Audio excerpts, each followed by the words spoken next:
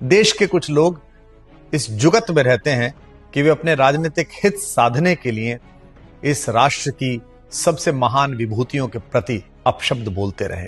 राजनीति अपना कर्तव्य समझे, लेकिन युग के कवि का कर्तव्य है कि वो उस पर टिप्पणी करे।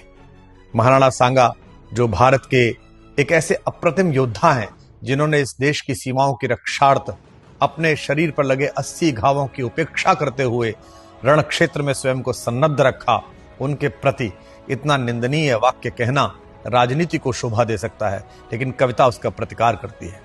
जुगनू की कुछ औलादों ने सूरज पर प्रश्न उठाए हैं, शेरों की मांदों के आगे कुछ ग्राम सिंह चिल्लाए हैं।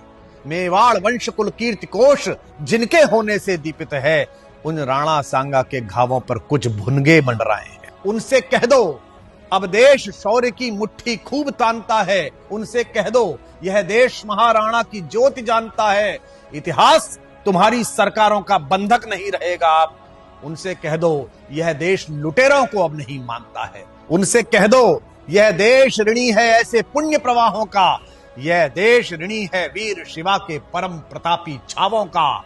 उनसे कह दो वे राजनीति का गुणाभाग घर पर रखें, यह देश ऋणी है महाराणा सांगा के 80 घावों का।